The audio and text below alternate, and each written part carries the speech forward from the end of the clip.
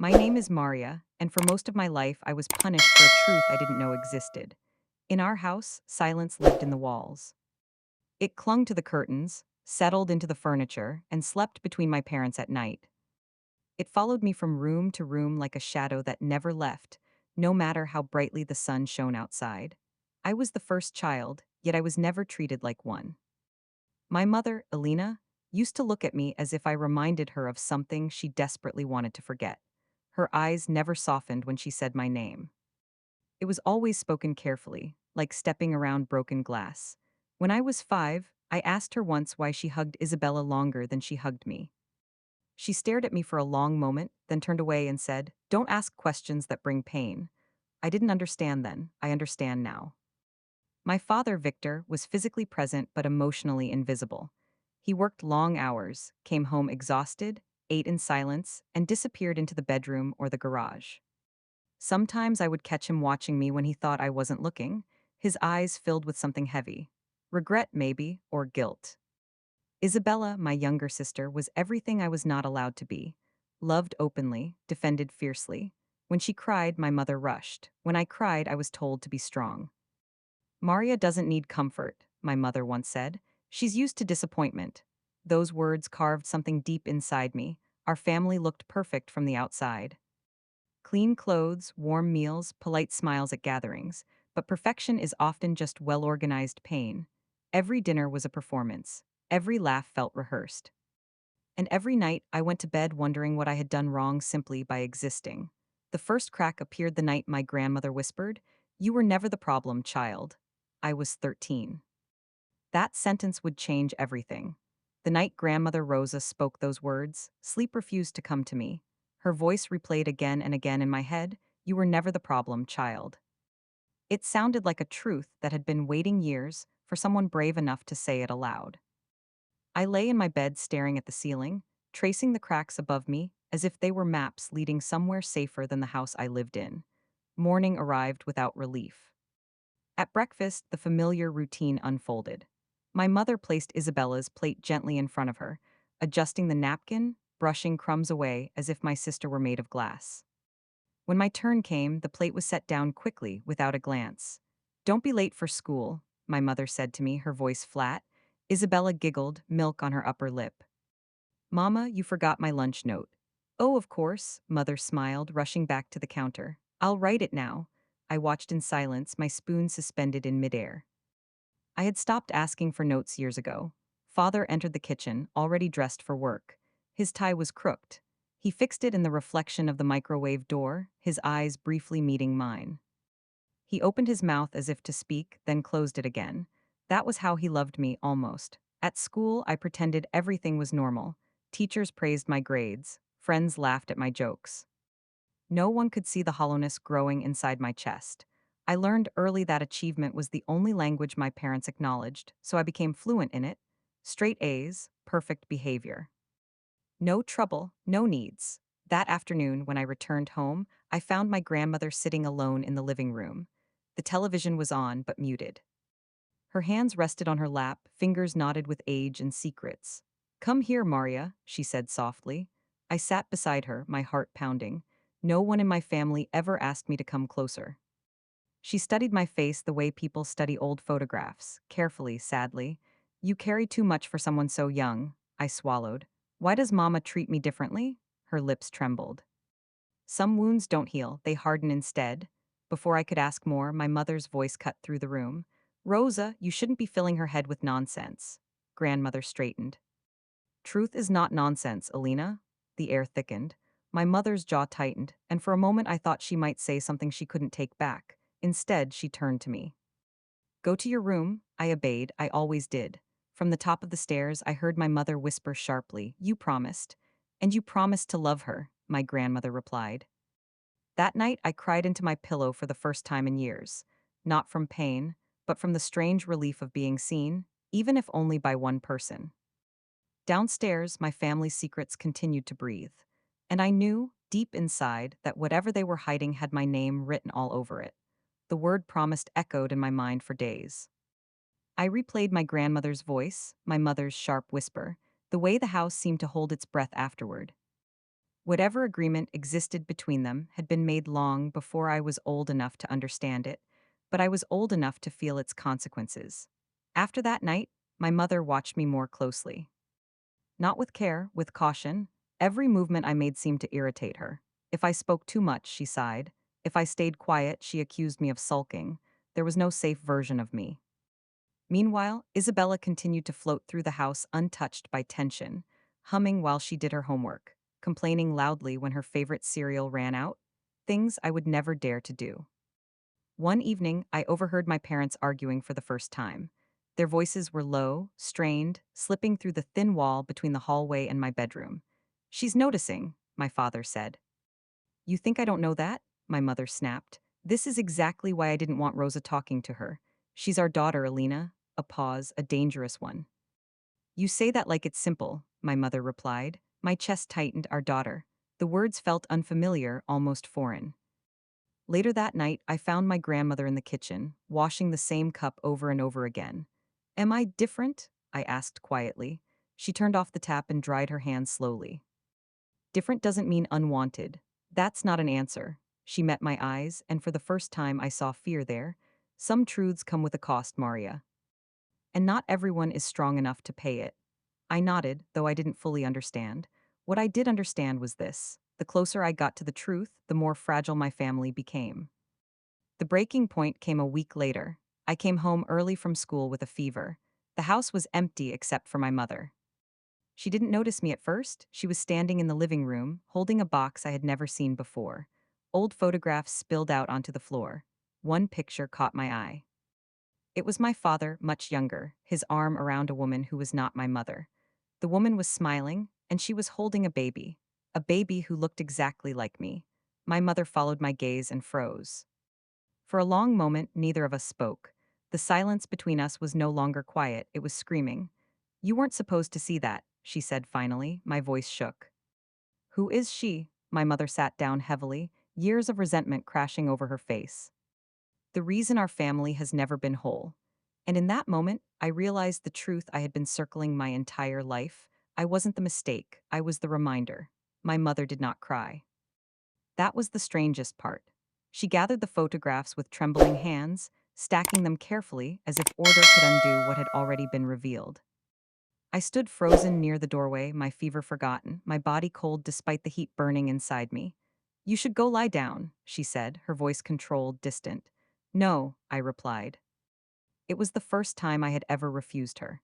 "Not until you tell me." She closed her eyes. When she opened them again, they were tired, older than I had ever seen them. "Your father loved another woman before he married me," she began. "Her name was Sophia." The name fell heavily into the room. "She was kind," my mother continued, bitterness creeping into her words. "Too kind and weak enough to believe promises." I swallowed. "She was my mother." "Yes." The word came out sharp, like it hurt her mouth to say it. "She died when you were very young, illness. By the time it happened, your father and I were already married." The room tilted, my hands clenched into fists. "Then why do you hate me?" My mother stood up abruptly. "I don't hate you." The lie hung between us, fragile and obvious. "You look like her," she said quietly. "Every day. Every time I see your face, I see what I lost before I even had a chance to win." I felt something inside me crack open, not pain, but understanding. Ugly, raw understanding. "So you punished me for it," I whispered. She turned away. "I tried to love you, I truly did, but love cannot grow where resentment has taken root." Footsteps echoed in the hallway. My father stood there, pale, eyes wide. "You told her." "She deserved to know," my mother replied. He looked at me then, really looked at me, and his voice broke. "I should have protected you." Tears finally came, not loud ones. Quiet, heavy tears that soaked into my sleeves. "I didn't ask to be born into this," I said. "I know," he whispered. From the doorway, my grandmother watched us all, her face carved with sorrow. "Secrets don't disappear," she said. "They poison." That night, the house felt different, not healed, not peaceful. Just honest in its brokenness. And I understood something else too. Truth doesn't set you free. It just tells you what kind of cage you're in. The truth settled into the house like a permanent stain. No one spoke about it the next morning, but everything had changed. My mother avoided looking at me entirely. My father hovered awkwardly, as if any wrong move might cause me to disappear. Isabella sensed the shift and grew quieter, watching us with confused eyes, unaware that the ground beneath our family had cracked. I stayed home from school for 2 days. Not because of the fever, but because I didn't know how to exist outside the weight of what I now knew. Every mirror reflected a face that belonged to a woman I would never meet. Every heartbeat felt borrowed. On the third day, my grandmother came into my room carrying a folded scarf. "It was your mother S," she said, placing it gently on my bed. "Sophia S." I touched the fabric carefully as if it might vanish. "Did she love me?" Grandmother Rosa smiled sadly. "With everything she had." That was when I cried, not like before, not quietly. The sobs tore through me, raw and unstoppable. For the first time, I mourned someone I had never known and a childhood I was never allowed to have. Downstairs, I heard my parents arguing again. "You can't just pretend she doesn't exist," my father said. "I spent years pretending," my mother replied coldly. "It was the only way I survived." "And what about her survival?" he demanded. Silence followed. That night, Isabella came into my room. She sat on the edge of my bed, twisting her fingers nervously. "Did I do something wrong?" she asked. I shook my head. "No. None of this is your fault." She leaned into me, resting her head on my shoulder. "I don't want you to leave." The words startled me. "Why would I leave?" She looked up, eyes wide with fear. "Because everyone who's sad eventually leaves." I held her tightly then, realizing how much damage silence had done to all of us in different ways. In the days that followed, my mother began small, hesitant gestures. A plate set closer to mine, a question about my day, awkward, unfinished attempts at repair. But some lines, once crossed, cannot be erased. I was no longer just Maria, the invisible daughter. I was Maria, the truth, and truths change everything. After the truth surfaced, I felt as though I had stepped out of a shadow and into a body that finally belonged to me. Not lighter, just more solid. My mother tried. I could see it in the way she hesitated before speaking to me, in the careful tone she used as if every word might shatter. But effort does not erase years. It only acknowledges them. One afternoon, she asked me to help her in the kitchen. It was such a small thing, yet my hands trembled as I chopped vegetables beside her. The room smelled of onions and regret. "You're good at this," she said quietly. I looked at her, startled. Compliments from her felt unnatural, like hearing a stranger speak your name. "I had to learn," I replied. She nodded, understanding more than I said. My father, meanwhile, tried to make up for lost time all at once. He drove me to school, asked too many questions, hovered outside my room like a guilty ghost. I appreciated the intention, but love delivered late carries its own ache.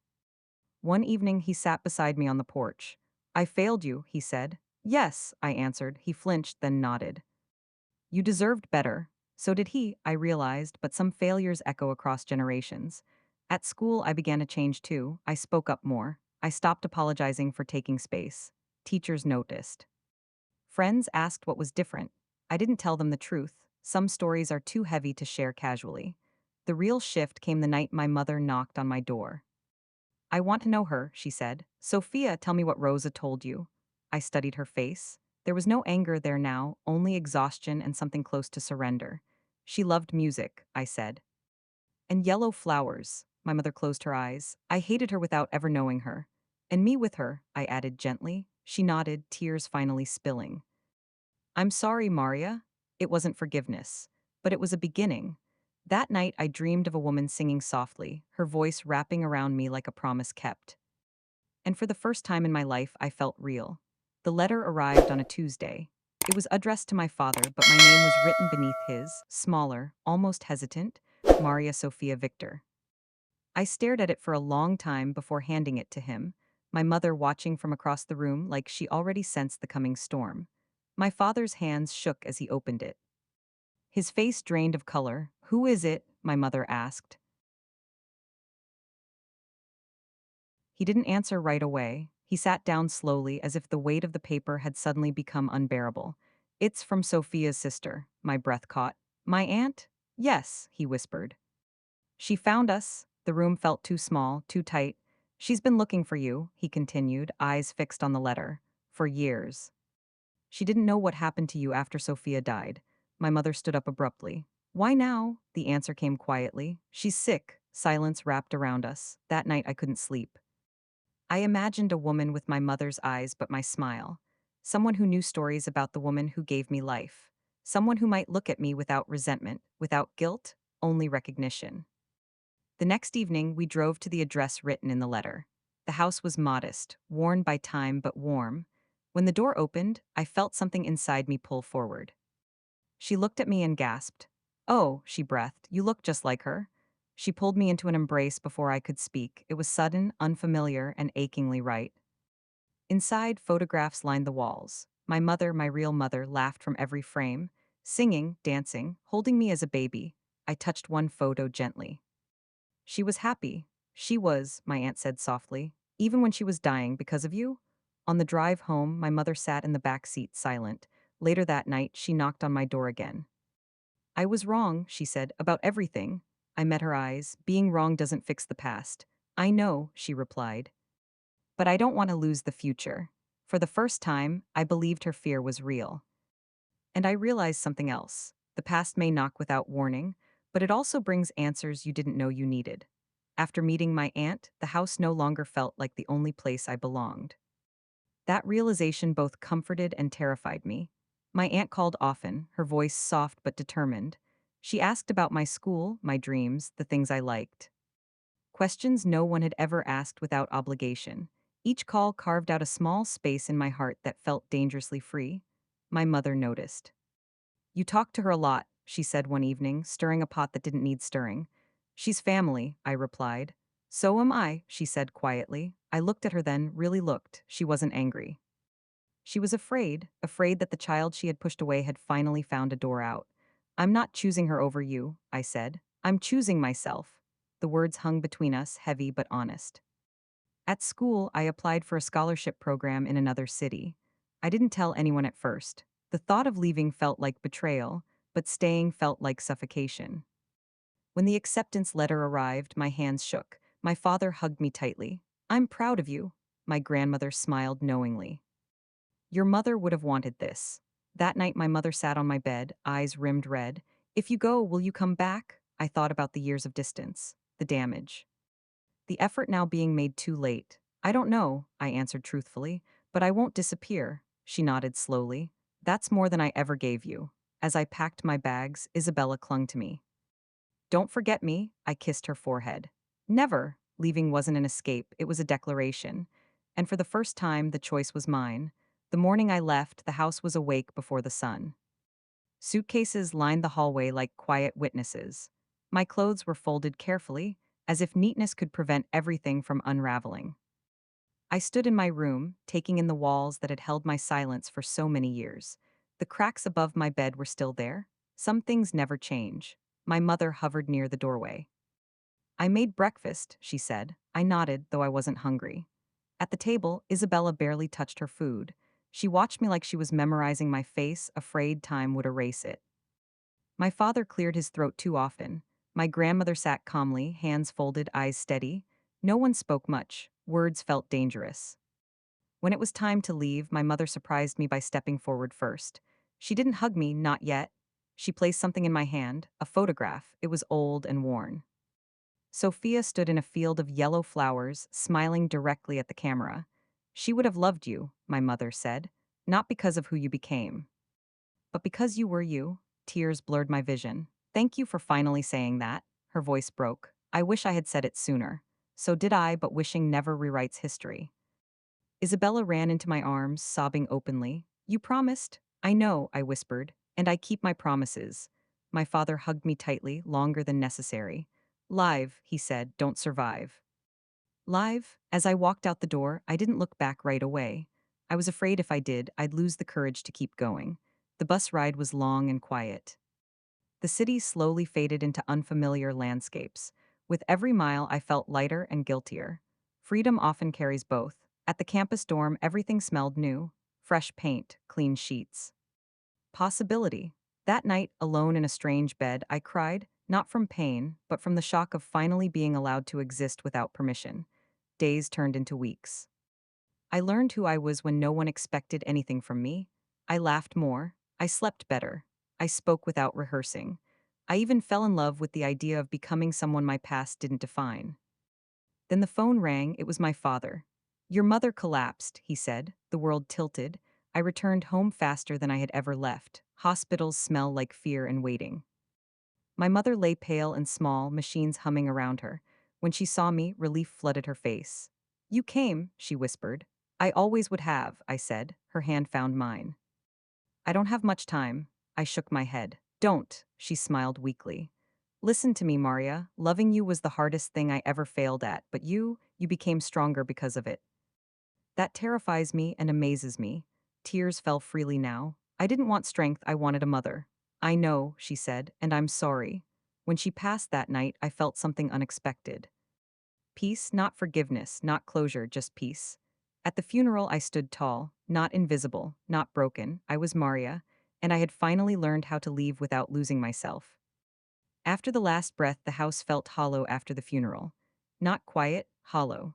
As if all the sound had been scooped out, leaving behind an echo that bounced endlessly from room to room. Black clothes lay folded on chairs. Wilted flowers crowded the kitchen table, their sweetness cloying, almost suffocating. I stayed, not because I had to, but because leaving again so soon felt cruel. Grief has a strange way of demanding presence, even from those it once rejected. My father moved through the days like a man underwater. He did everything slowly, drinking his coffee, tying his shoes, answering condolences with a nod that never reached his eyes. At night, I heard him pacing, stopping in front of my mother's closed bedroom door as if expecting it to open. Isabella slept beside me. She clung to my arm like a lifeline, her small body tense even in dreams. Sometimes she cried out for Mama. Sometimes she whispered my name. Each time I pulled her closer, whispering promises I didn't know how to keep. One evening, my grandmother sat with me on the porch. She carried her pain poorly, Rosa said. But she carried it. I don't know how to feel, I admitted. That's because you're feeling everything at once, she replied gently. Anger, relief, loss. Love that came too late. I stared out at the darkening sky. Is it wrong that I feel free? She shook her head. Freedom is not a betrayal. It's a consequence. A week after the funeral, my aunt arrived. She hugged me tightly, longer than before. You don't have to stay, she whispered. You have a life waiting. My father overheard. That night we talked, really talked for the first time. I don't expect forgiveness, he said, but I want honesty. I took a deep breath. I loved her. But I can't live here forever. He nodded slowly. Neither can I. We sat in silence, two survivors of the same wreck, learning how to stand on different shores. Before I left again, I went into my mother's room. Her things remained untouched. I opened the drawer beside her bed and found a letter. It was addressed to me, in her handwriting. Maria, if you are reading this, I am gone. I hope you are far away, becoming who you were always meant to be. I am sorry that my weakness became your burden. I see you now, I always did. I just didn't know how to love you without hating myself. I folded the letter carefully. Some apologies come too late, but they still matter. When I boarded the bus again, I wasn't running. I was continuing. And for the first time, the road ahead didn't scare me. What we carry forward returning to the city felt different this time. Before, I had arrived with hope trembling in my chest, unsure if it would survive the weight of my past. Now I returned carrying grief, solid, heavy, undeniable, but it no longer threatened to crush me. It simply existed as all true things do. My dorm room smelled faintly of dust and detergent. I unpacked slowly, laying my clothes in drawers as if arranging proof that I was still here, still moving. Outside, life continued without me. Laughter drifted through open windows. Cars honked. Somewhere, someone was falling in love or breaking apart, unaware of the small death I carried quietly inside my chest. Classes resumed. I sat in lecture halls taking notes that blurred at the edges when my thoughts wandered back to my mother's face in that hospital bed. But I stayed. I didn't disappear. That felt like victory. One afternoon, I received a message from my aunt. Your mother's house will always be a place you can return to, she wrote. But so will mine. I stared at the words for a long time. Family, I was learning, was not a single location. It was a choice, renewed again and again. Weeks passed, then months. I began seeing a counselor through the scholarship program. She listened without flinching as I spoke about emotional neglect, about being loved conditionally, about discovering too late that the problem was never me. Speaking those truths aloud felt like lifting stones from my chest, one by one. I don't know who I am without the pain, I admitted during one session. She smiled gently. Then let's find out. I made friends who knew nothing about my past. With them, I was not the girl who survived. I was just Maria, sarcastic, thoughtful, sometimes too quiet, sometimes too honest. They liked me anyway. One evening, sitting on the dorm steps, I realized something that startled me. I was happy, not constantly, not loudly, but honestly. At home, my father began to change. He sold the house. He wrote me letters instead of calling, respecting the space I had fought so hard to claim. Isabella sent drawings, me with wings, me holding her hand, me standing in the sun. My grandmother wrote once, "Your mother would be proud of the woman you are becoming." And so am I. I placed that letter beside Sophia's photograph. Some nights, grief returned unexpectedly. It always will, but it no longer owned me. I understood now. We don't move on from the past. We move forward with it lighter if we're brave. And I was brave. Life did not announce its healing. It arrived quietly, disguised as ordinary days. I didn't wake up one morning suddenly whole. There was no moment of triumph, no clean ending to grief. Instead, there were small victories that stacked themselves gently into something steady. Weeks without crying, laughter that came without guilt, memories that no longer bled when touched. By my second year in the city, I had learned how to belong to myself. I worked part time at a small library cafe, a place that smelled of paper and coffee and quiet understanding. The owner never asked questions when my eyes looked tired. Some people know when silence is the kindest language. It was there that I met Daniel. He was unremarkable at first, kind eyes, soft voice, the kind of presence that didn't demand attention. He asked what I was reading. He remembered my name, he didn't push. I trusted him because he never tried to rescue me. Loving him was slow, careful, built on conversations instead of confessions. When I told him about my family, he didn't flinch or try to fix it. "That sounds heavy," he said. "You don't have to carry it alone." That was enough. Back home, my father rebuilt himself piece by piece. He sent updates about Isabella's school plays, about therapy sessions he never used to believe in, about learning how to cook for one. We were not close, but we were honest. That mattered more. I visited once years later. The house was gone, replaced by something new. I felt no urge to mourn it. Places like people are allowed to end. My aunt's home felt warm, real. I stayed for a weekend and learned stories about Sophia, how she laughed too loudly, how she sang while cooking, how fiercely she loved. I recognized parts of myself in every story. I wasn't borrowed. I was inherited. On the anniversary of my mother's death, I lit a candle. I didn't cry.